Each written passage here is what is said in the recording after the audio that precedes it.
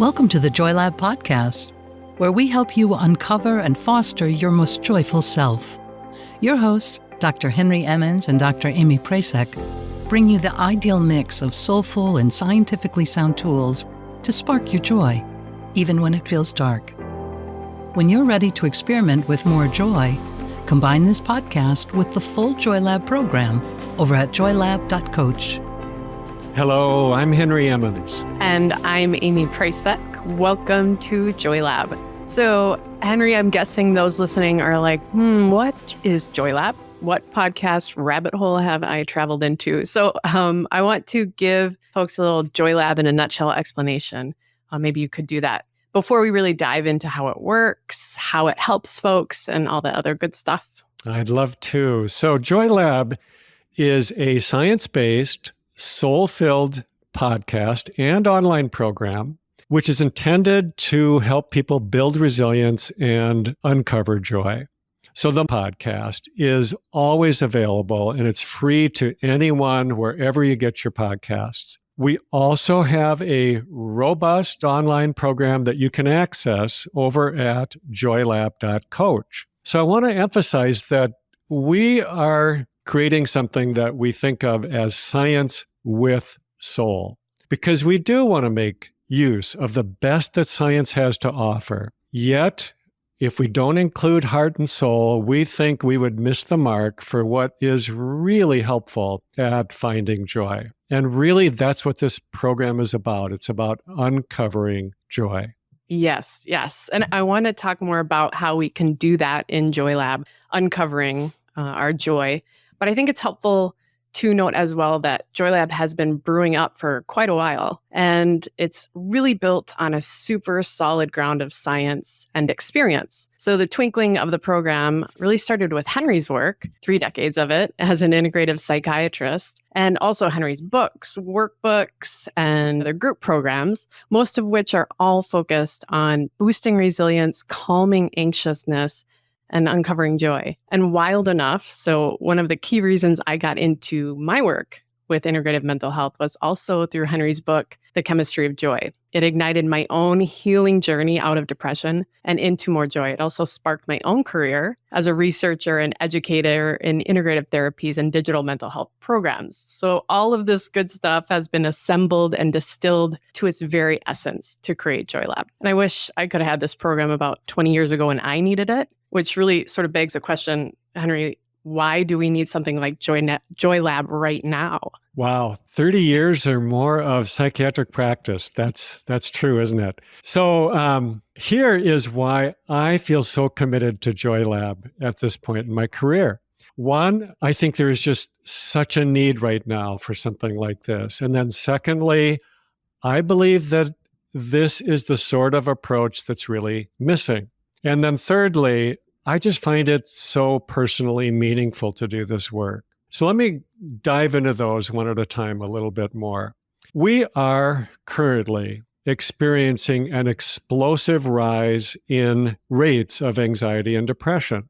Now, this started long before COVID, but clearly the pandemic has made this situation worse. It is not an exaggeration to say that anxiety and depression are epidemic. They are also pandemic because they are prevalent everywhere, not just in the US, but everywhere around the world. Now, our standard approach to these problems, unfortunately, is not working very well. One thing that I'm very aware of as a psychiatrist is that we turn so quickly to medications, which of course can help, but they also have real limitations that are not always appreciated. One thing is that side effects are very common. And a lot of times people don't realize that what they are experiencing as side effects feel to them like depression, for example. Also, it's really common for medications to just poop out and not work very well over time. And then there are many people, an increasing number of people who stay on them for years and years and then find it very hard to get off of them. So whenever possible, I really like to use natural approaches first to try to restore brain chemical balance, let's say. And we do this a lot with our work at naturalmentalhealth.com.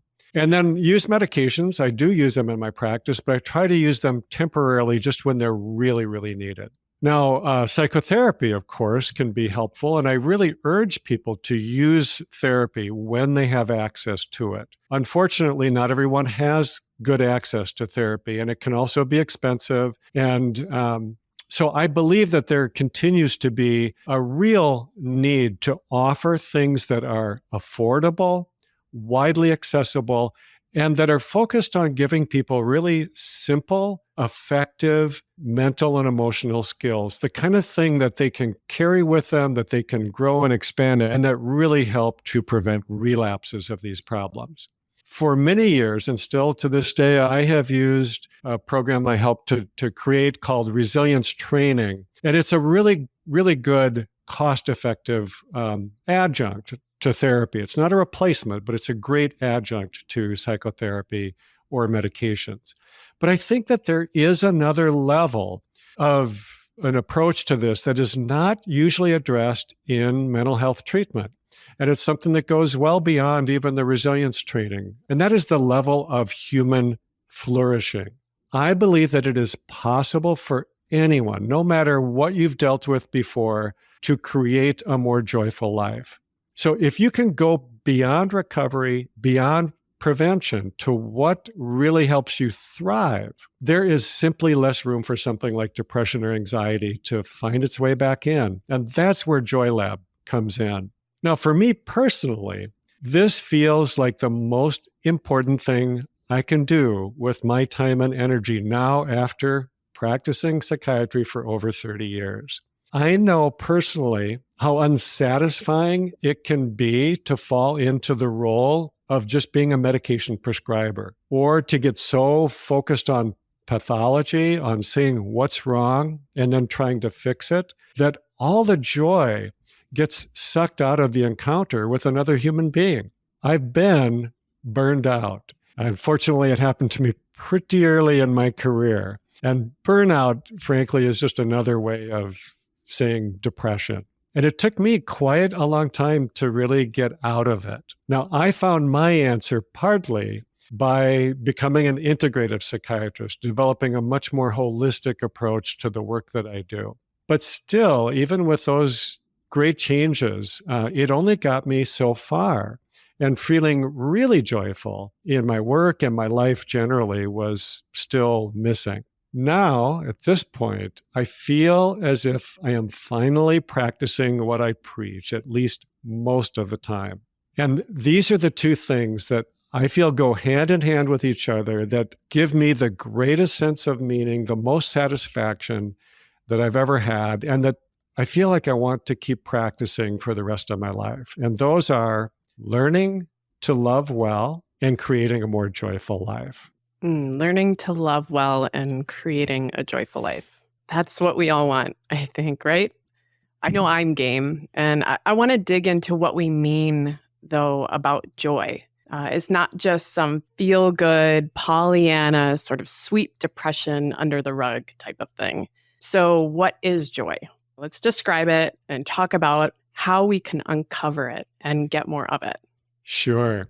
So first, let me say that I do not see joy as being the opposite of depression. It's also not quite the same thing as happiness, because at least in my view of it, joy runs deeper than any feeling. It's more enduring. It can last a long time. It can be accessed anytime, anywhere. And it's possible to feel joyful even in the midst of dealing with a real problem like stress, depression, anxiety, or some other, mental or physical condition. So joy is not just an emotion.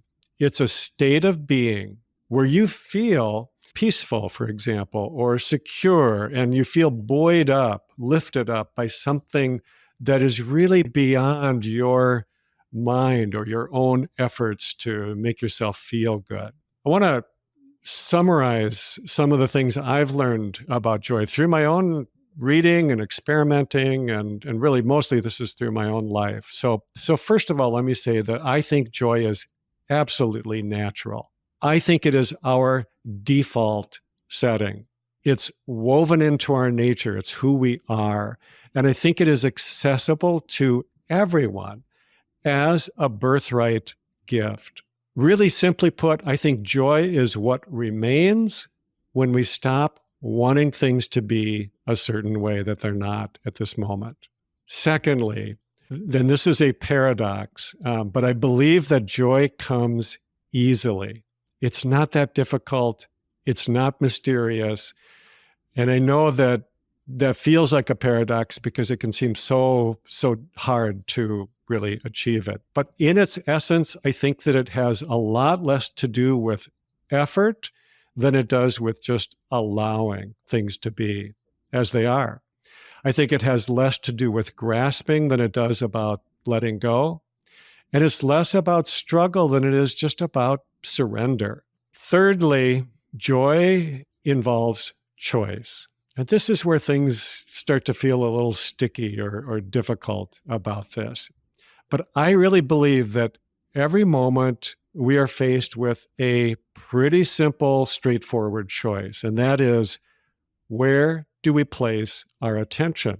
Another way of saying that is, what do we nourish? What are we feeding with our mind, with our awareness and our focus? So the essence of the Joy Lab experiment, and I do consider this a way of experimenting, is this: what happens when we do more to nourish the heart and the soul? So joy is natural, it's easy, and it's a choice. So I think those simple yet hard truths are my favorite things we work to reveal in Joy Lab. And I probably, like many others listening, spent a lot of time, years, desperately trying to push things away, like depression, to find joy, or solely searching for joy outside of myself, or making rain checks with joy, right? When I finish this, then I'll be joyful. And that's another thing I learned the hard way. This never finishes, right? It just becomes something else again and again. So we created Joy Lab to help you uncover more joy in your life right now, not after something, not when you feel better or when you get that new job or when your toddler sleeps better, which my toddler is not sleeping well. But joy right now, no matter what's happening in your world. So like Henry just said, we see Joy Lab as an actual learning laboratory. And in the Joy Lab program, we guide you through day-to-day real life experiments so you can discover and restore your own natural state of joy. So Henry and all listening, I want to sort of geek out for a moment here and explain the science behind Joy Lab. This is what we call the 4 pillars. I think it's helpful to know it kind of lays out how Joy Lab works.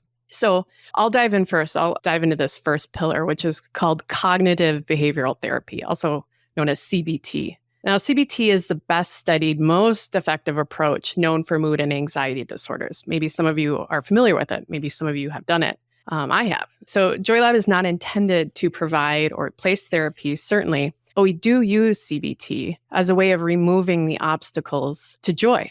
So now, myself, as a digital health researcher, this was the dominant strategy I was taught for mental health interventions. It can be super effective, but, and I know my colleagues are going to burn me for this, I think digital CBT can be kind of boring. I didn't really connect with it. I appreciated the learning points, and they made a difference in my life, but it was kind of slog to get through. And so I like a little more spice, right? A little more sizzle, dare I say a little bit more joy in my mental health. And so that's why I'm really glad that we have 3 more pillars. Henry, can you sort of dive into those for us? Sure, I'd love to. Let me say first that I had a very similar experience to yours, Amy. When I was in my training, so really early in my career, I was very taken with the notion of cognitive behavioral therapy. It just seemed to make so much sense to me. But the further I got into it, the more I found it just felt kind of dry to me. It just wasn't enough meat there or soul or spice, as you said. And I think that these next 2 pillars are, you could think of them as more recent developments that have brought some of that into the cognitive behavioral model. So I think that they really add some of that heart and soul that we're really looking for. So the next pillar is known as the broaden and build model. Now, this comes from the work of Barbara Fredrickson and others in the field of what's called positive psychology. And positive psychology in this broaden and build model suggests that in addition to weeding out your unhealthy thoughts through the CBT model, you can also infuse healthy, life-giving thoughts and feelings. You can create what you might think of as an upward spiral or a virtuous cycle that starts to build on itself much in the same way that a downward spiral does, but in this case, on a much more healthy and uplifting trajectory. Feeling hopeful, for example, creates a very different inner state than when you're feeling fearful or pessimistic. And so by opening yourself up in this way, you're really broadening or expanding your experience so that you have a wider range of possibilities you can draw from. You have more in your toolkit, so to speak. And coming from this place of greater inner strength, it is a lot easier to keep building more of the skills that really lead to flourishing. So that's the term broaden. You broaden your array of inner tools, and then you build from that. The third pillar we call the science of mindfulness. And really, this has become such a widely known part of healthcare these days. You might almost consider it mainstream, but when I first started learning about this almost 30 years ago, it most definitely was not. And the practice of mindfulness has just such a growing scientific foundation to it. It's been shown to have so many benefits, including to the health of your brain and your mood. It also provides a core skill that we are basing the Joy Lab experience upon, and that is the ability to direct your attention to where you want it to be. Now, I want to add that you do not have to become an expert at meditation or even like it. That's not what we're about. It's just that you do need to grow in your ability to see what is true and to focus your attention more on what really gives you joy. So the first three pillars are all pretty strongly rooted in science. The fourth one is maybe not so much, but we think it's really important. We call this feeding the soul. So in our view, science and soul are not mutually exclusive. They are mutually enhancing.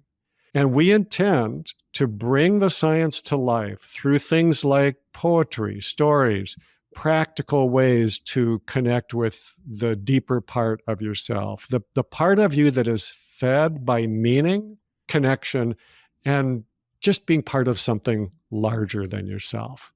Yeah. The science and soul healing. I love that. I think it's powerful, and it's part of what really makes Joy Lab really special. And for those who are ready, then you can join us for the full Joy Lab program over at joylab.coach.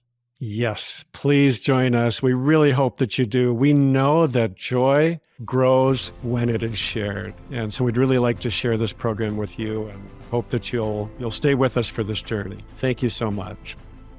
Thank you for listening to the Joy Lab podcast. If you enjoyed today's show, visit joylab.coach to subscribe and to learn more about the full Joy Lab program. Be sure to rate and review us wherever you listen to your favorite podcasts.